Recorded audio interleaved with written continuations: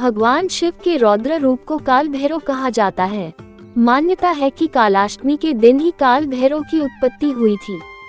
कालाष्टमी के दिन पूजन के समय बाबा काल भैरव की कथा जरूर पढ़नी या सुननी चाहिए। कहा जाता है कि ऐसा करने से व्यक्ति को शुभ फलों की प्राप्ति होती है और सभी प्रकार के भय से मुक्ति मिलती है। हर साल काल भैरव की जयंती मनाई जाती है।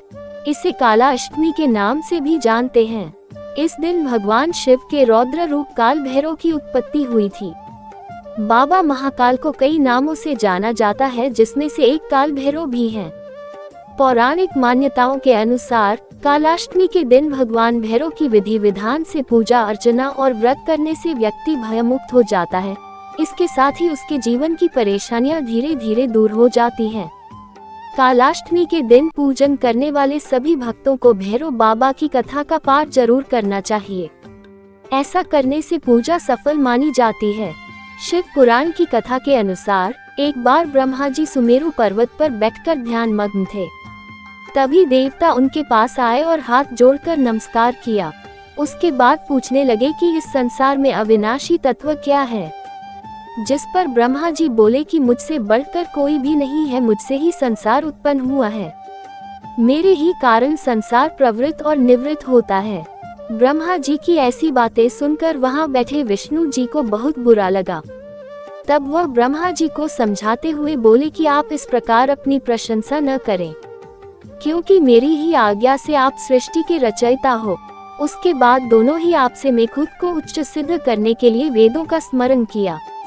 जिसके बाद उन्होंने चारों वेदों से अपनी श्रेष्ठता के संबंध में पूछा। तब ऋग्वेद ने भगवान शिव का स्मरण करते हुए बोले, हे ब्रह्मन, हे श्री हरि, जिसके अंदर पूरा भू रहते हैं, वह एक भगवान शिव ही हैं। तब यजुर्वेद बोले कि उन परमेश्वर भगवान शिव की कृपा से ही वेदों की प्रामाणिकता भी सिद्ध होती है। उसके बाद सामवेद बोले कि जो समस्त संसार के लोगों को भरमाता है और जिनकी कांति से सारा विश्व प्रकाशमान होता है, वो त्रयंबक महादेव जी है। वेदों की बात सुनकर ब्रह्मा और बोले, हे वेदों, तुम्हारे वचनों से सिर्फ तुम्हारी अज्ञानता ही झलकती है। भगवान शिव तो सदा अपने शरीर पर भस्म धारण करते हैं। उनके सिर पर जटा जूट व गले में रुद्राक्ष है। वे सांपों को भी धारण करते हैं। भला शिव को परम तत्व कैसे कहा जा सकता है? उन्हें परम ब्रह्म किस प्रकार माना जा सकता है?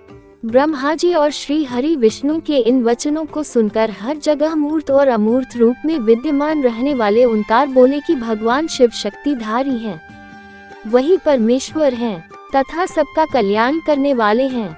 वे महान लीलाधारी है और इस संसार में सब कुछ उनकी आज्ञा से ही होता है। लेकिन इसके बाद भी उनका विवाद खत्म नहीं हुआ और झगड़ा बढ़ता गया। ब्रह्मा और विष्णु का विवाद खत्म ही नहीं हो रहा था। तभी उन दोनों के बीच से एक विशाल ज्योति प्रकट हुई, जिसका न तो कोई आरंभ था न ही कोई अंत। उस अग्नि से ब्रह्मा जी का 5वां मुख जलने लगा।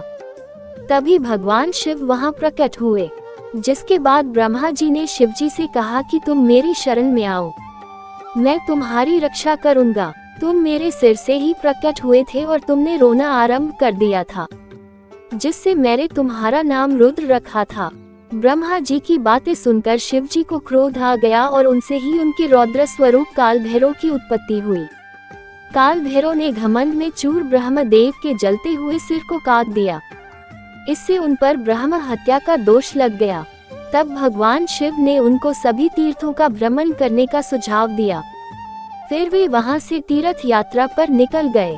पृथ्वी पर सभी तीर्थों का भ्रमण करने के बाद काल भैरव शिव की नगरी काशी में पहुँचे। वहां पर वे ब्रह्म हत्या के दोष से मुक्त हो गए। बोलिए काल भैरव बाबा की जय।